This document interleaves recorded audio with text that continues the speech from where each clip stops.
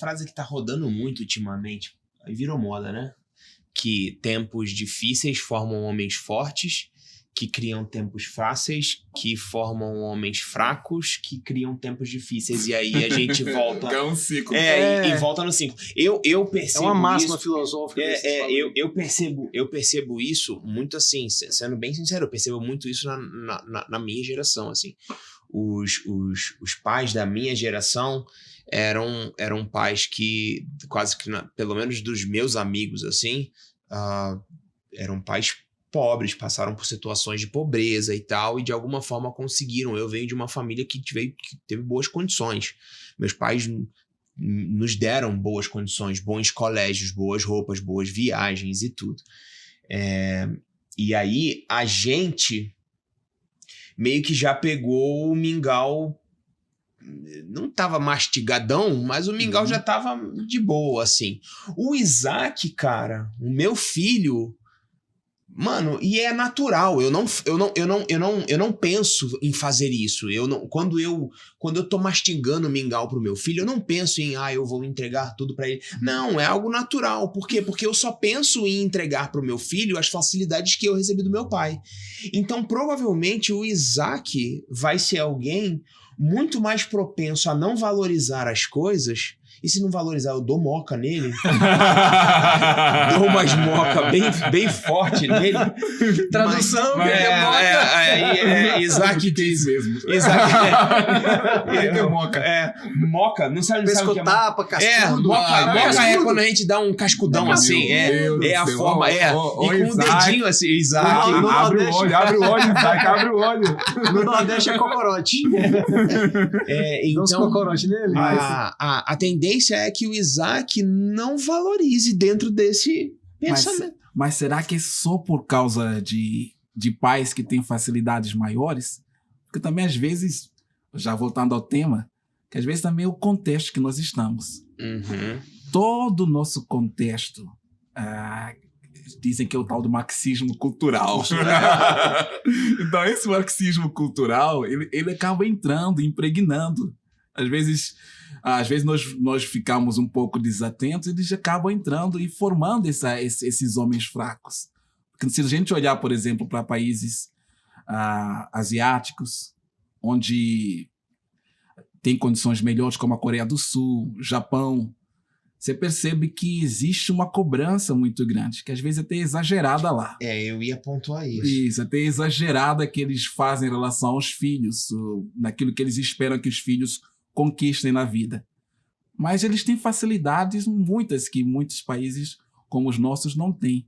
Então, às vezes, também o contexto social, toda a pregação que nós ouvimos, também acaba contribuindo para como os nossos filhos vão enfrentar os dilemas da vida. Esse equilíbrio é que eu acho que é a zica, assim. É da gente, onde é que a gente... Porque, por exemplo, aí no Japão você tem talvez os maiores índices de suicídio do mundo, isso, né? Japão, então, então, assim... Eu também não quero trocar isso por aquilo.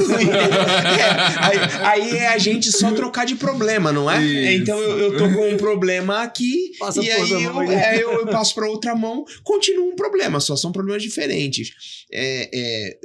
O que eu penso é, puxa, a gente tem evoluído em tudo, em pesquisa, em tecnologia, em pelo menos buscar mais sustentabilidade, enfim. E a gente não consegue evoluir politicamente. Isso, não só politicamente. Tem uma coisa que a gente, acho que, como se diz, evoluiu. Isso. Tem uma coisa que a gente evoluiu, que são na área da psique. Eu penso, até tem um livro de um pastor americano, chama-se Nossa Suficiência em Cristo. Ele fala sobre 3 perigos que rodeiam a Igreja de Cristo. Ele entende que o misticismo exagerado, o pragmatismo e a psicologização exagerada. Há um tipo de psicologia que é muito comum no nosso tempo. Não estou dizendo que a psicologia é errada. Sim. Ela é boa, ajuda muita gente a enfrentar os dilemas, os problemas que são comuns.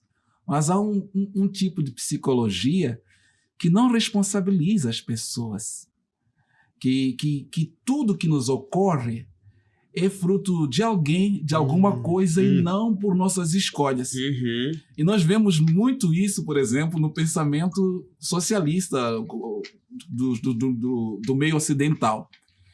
Por que o camarada está lá, entrou no tráfico, entrou no crime?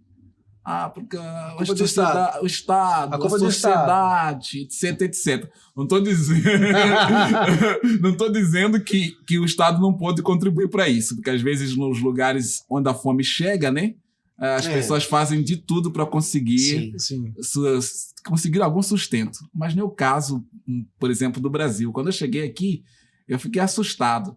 Tinha gente que trabalhava 6 meses, pedia conta, conversava com o patrão, ficava uns 3, 6 meses recebendo aquele auxílio desemprego, tá de boa, conseguia um emprego, tinha tanto emprego que ele fazia essa coisa. Então não havia aquela responsabilização, porque tinha o Estado sempre acudindo e ele não se dedicava, não fazia uma carreira no trabalho que ele estava inserido. Então, essa ideia de responsabilização, ela é importante. Mas só que o Estado, que quando é um Estado maior, Estado do estilo mais socialista, mais comunista, ele depende de que as pessoas confiem e esperem unicamente do Estado. Eles não se responsabilizam, não querem. Nós vemos muito isso. Nós vamos dar todo tipo de ajuda, aí os homens dizem, eu vou fazer filho, não vou me responsabilizar, porque o Estado vai se responsabilizar. Então, é uma coisa que até tem mulheres que fazem filho, porque sabe, vai ter mais... Quanto mais filho, vai ter mais ajuda, mais auxílio e tal. Isso. Então, eu acho que nós precisamos de um Estado que fale com o povo, que o povo precisa se responsabilizar. Então, nos Estados comunistas, socialistas, isso não é possível. Isso não é possível, né? Não é possível. Não é possível. Não é possível que eles digam, sejam responsáveis, lutem, batalhem, não fiquem esperando que a coisa caia do céu.